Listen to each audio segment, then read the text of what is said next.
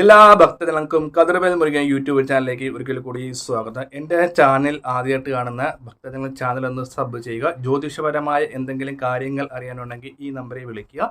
നിങ്ങളുടെ പ്രശ്നങ്ങൾ ഓൺലൈനായി കബഡി വെച്ച് നോക്കി പറഞ്ഞു തരുന്നതായിരിക്കും. അപ്പോൾ കാര്യത്തിലേക്ക് കിടക്കാം. വിവാഹ തടസ്സം.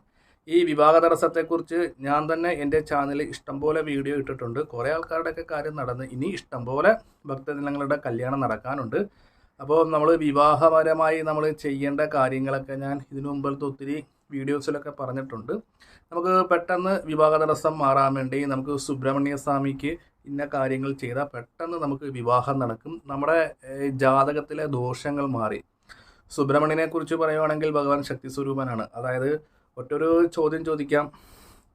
നമ്മൾ സാധാരണ ഈശ്വര സങ്കല്പത്തെക്കാട്ടിയും എന്തുകൊണ്ടും ഒരു ഉപാസന ബലവും എല്ലാം കൂടെ നിൽക്കുന്ന ഒരു ശക്തി ചൈതന്യമാണ് സുബ്രഹ്മണ്യം. നമ്മളെ ഒന്ന് പരീക്ഷിക്കെങ്കിലും ഭഗവാൻ നമുക്ക് വേണ്ട കാര്യങ്ങളൊക്കെ തരും. എന്ന് വെച്ചാൽ ബാക്കി ഉപദേവതകളും ബാക്കി ഉപാസനാമൂർത്തികളൊന്നും ചെയ്തു തരുന്നതല്ല. സുബ്രഹ്മണ്യൻ്റെ ആയിട്ടുള്ള രീതികളിലൂടെ നമ്മൾ പൂജാതി കാര്യങ്ങൾ ചെയ്ത് ഭഗവാനെ പ്രീതിപ്പെടുത്താൻ പെട്ടെന്ന് നമുക്ക് കാര്യം നടത്തിക്കെടുക്കാം.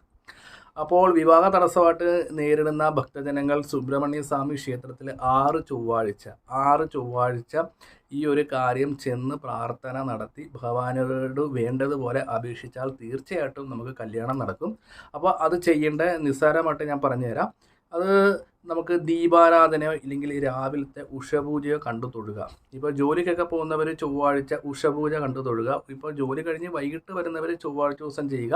അഥവാ ഒട്ടും സമയമില്ലാത്ത ഭക്തജനങ്ങളൊക്കെ ആണെങ്കിൽ ഞായറാഴ്ച ദിവസം പോയി സുബ്രഹ്മണ്യ ഭഗവാന്റെ വൈകുന്നേരത്തേക്കുള്ള ദീപാരാധന കണ്ടു തൊഴുക. അപ്പോൾ ദീപാരാധനയുടെ സമയത്ത് നമ്മൾ ഫ്രണ്ടിൽ വന്ന് നിൽക്കുക. നട അടച്ചിട്ടേക്കുള്ളൂ. നമ്മളൊരു 6 പ്രദക്ഷിണം വെച്ച് ഫ്രണ്ടിൽ വന്ന് നിൽക്കുക.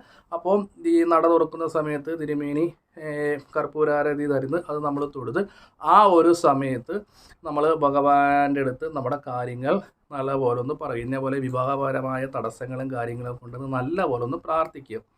എന്നിട്ട് എന്ത് ചെയ്യണം? ഒരു ചെറുനാരങ്ങ എടുക്കുക.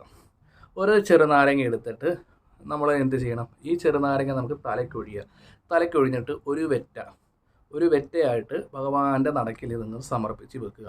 അപ്പോൾ തിരുമേനി ചോദിക്കും ഇതെന്തിനാണ്? ഇത് ഞാൻ നോക്കിച്ചപ്പോൾ എനിക്ക് സുബ്രഹ്മണ്യ സ്വാമി ക്ഷേത്രത്തിലെ വിവാഹ തടസ്സം മാറാൻ വേണ്ടി ഇത് ചെയ്യാൻ പറഞ്ഞു. അപ്പോൾ വെറ്റയ്ക്കകത്ത് നാരങ്ങ വെക്കുക. എന്നിട്ട് 1 രൂപ സങ്കല്പിച്ച് വെക്കുക.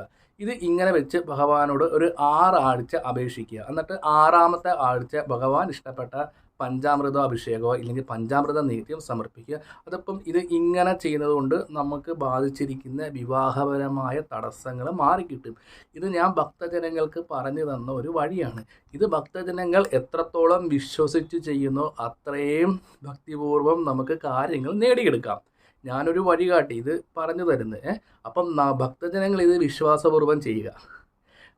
മക്കൾമാരൊക്കെ വിദേശത്തേക്കാണെങ്കിൽ അവരുടെ അച്ഛനമ്മമാർ ഈ ഒരു കാര്യം ചെയ്താൽ മതി. നിസ്സാരമായ കാര്യമാണ്. ഭക്തിയിലും വിശ്വാസത്തിലും ഈ ഒരു കാര്യം ചെയ്യുകയാണെങ്കിൽ നിലവിലുള്ള വിവാഹ തടസ്സം മാറി സുബ്രഹ്മണ്യൻ്റെ അനുഗ്രഹത്താൽ 6 ആഴ്ച കൊണ്ട് നടക്കാതിരുന്ന വിവാഹ കാര്യങ്ങൾ പെട്ടെന്ന് തന്നെ വന്നു ഭവിക്കുന്നതായിരിക്കും. അത് ഭക്തിയിലും വിശ്വാസത്തിലും ഈ ഒരു കാര്യം ചെയ്യുക.